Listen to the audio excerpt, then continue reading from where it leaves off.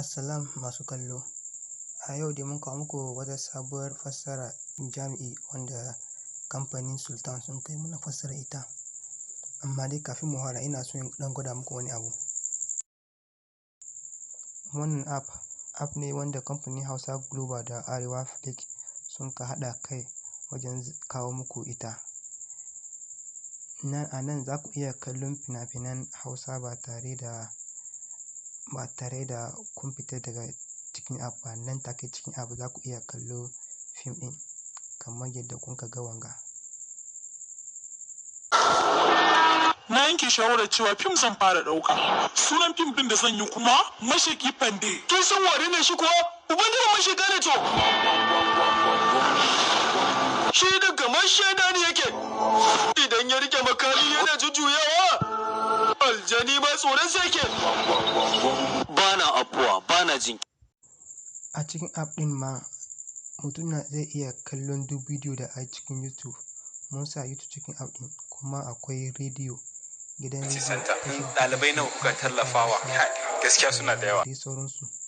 Kuma akwai inda za ku rika ga labarai.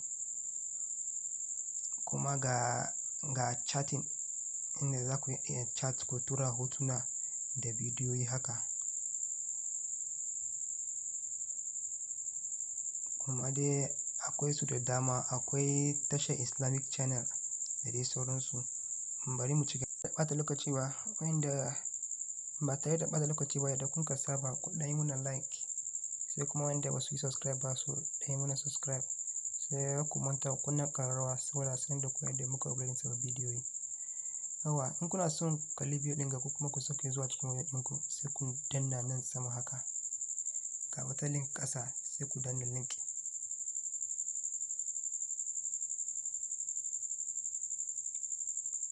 Nan tasha da ya buɗe.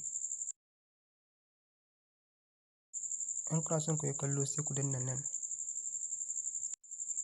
Sai in kuna son ku sauke zuwa cikin wayar ɗinku sai ku danna nan inda an rubuta download. Yawa, ga shi nan. Ina danna nan zai fara. Kun ganta nan sama ta fara.